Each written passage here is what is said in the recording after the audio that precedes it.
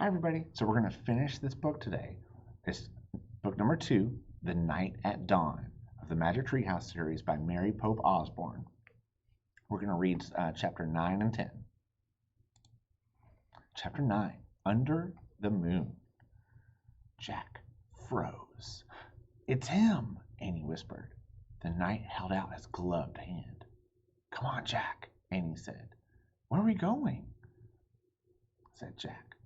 He wants to help us, said Annie. How do you know? Said Jack. I can just tell, said Annie. Annie stepped toward the horse. The knight dismounted. The knight picked Annie up and put her on the back of his horse. Come on, Jack, Annie called. Jack moved slowly toward the knight. The knight lifted him up, too, and put him on the horse behind Annie. The knight then got on behind them. He slapped the reins. The black horse cantered beside the moonlit water of the moat. Jack rocked back and forth on the saddle. The wind blew his hair. He felt very brave and very powerful. He felt as if he could ride forever on this horse with this mysterious knight over the ocean, over the world, over the moon. A hawk shrieked in the darkness. There's the treehouse, said Annie. She pointed toward a grove of trees. The knight guided the horse towards the trees. See, there it is, Annie said, pointing to the ladder. The knight brought his horse to a stop. He dismounted and helped Annie and Jack down. Thank you, sir, Annie said. She bowed. Thank you, Jack said. He bowed too. The knight got back on his horse. He raised his gloved hand, then he slapped the reins and rode off through the mist. Annie started up the tall ladder and Jack followed. They climbed up to the dark treehouse and looked out the window. The knight was riding toward the outer wall of the castle. They saw him go through the outer gate. Clouds started to cover the moon again. For a brief moment, Jack thought he saw the knight's armor gleaming on top of the hill beyond the castle. The clouds covered the moon completely. A black mist swallowed the land. He's gone, whispered Annie. Jack shivered in his wet clothes as he kept staring at the blackness. I'm cold, said Annie. Where's the Pennsylvania book? Jack heard Annie fumbling in the darkness. He kept looking out the window. I think this is it, said Annie. I feel a silk bookmark. Jack was only half listening. He was hoping to see the knight's armor gleam again in the distance. Okay, I'm going to use this, said Annie, because I think it's the right one. Here goes. Okay, I'm pointing. I'm going to make a wish. I wish we could go to Frog Creek. Jack heard the wind begin to blow softly. I hope I pointed at the right picture in the book, said Annie. What? Jack looked back to her. Right picture? Right book? The treehouse began to rock. The wind got louder and louder. I hope it wasn't the dinosaur book, said Annie. Stop! Jack shouted at the treehouse. Too late. The treehouse started to spin. It spun faster and faster. Then everything was still. Absolutely still. I hope they made it back home.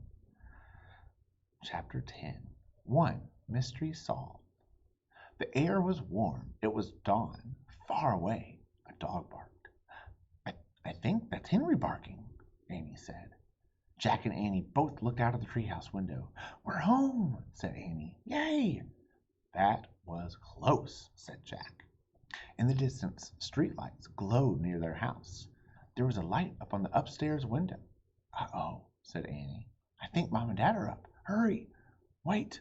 In a daze, Jack opened his pack. He pulled out the castle book. It was quite wet, but Jack placed it back with all the other books. Come on, said Annie. She started climbing out of the treehouse. Jack followed her down the rope ladder. They reached the ground and took off running between the great black trees. They left the woods and ran down their quiet street. They got to their yard and crept across the lawn. They opened the front door carefully and slipped inside their house. Shh, they're not downstairs yet, whispered Annie. Shh, said Jack. He led the way up the stairs and down the hall. There was no sign of their mom or dad, but Jack couldn't hear water running in the bathroom. Their house was so different from the dark, cold castle. It was safe and cozy and friendly. Annie stopped at her bedroom door. She gave Jack a smile, then disappeared inside her room. Jack hurried into his room. He took off his damp clothes and pulled on his dry, soft pajamas. He sat down on his bed and opened his backpack. He took out his wet notebook. He felt around for the pencil, but his hand touched something else. Jack pulled the blue leather bookmark out of his pack. It must have fallen out of the castle book. Jack held the bookmark close to his lamp and studied. The leather was smooth and worn. It seemed ancient. For the first time, Jack noticed a letter on the bookmark. It was a fancy M. Jack opened the drawer next to his bed. He took out the gold medallion. He looked at the letter on it. It was the same M. Now this was an amazing new fact. Jack took a deep breath, at least one that was mystery solved. The person who had dropped the gold medallion in the time of the dinosaurs was the same person who owned all the books in the treehouse. Who was this person? Jack placed the bookmark next to the medallion. He closed the drawer. Jack picked up his pencil. He turned to the least wet page in his notebook and started to write down this new fact. The same. But before he could draw the M, his eyes closed. Jack dreamed they were with the night again. All three of them were riding the black horse through the cool, dark night. They rode beyond the outer wall of the castle and up over a moonlit hill. Then they all rode into the mist.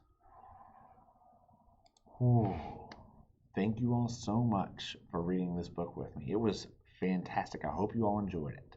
Remember, be kind to yourself, be kind to others, be kind to animals, and always keep on reading. Bye.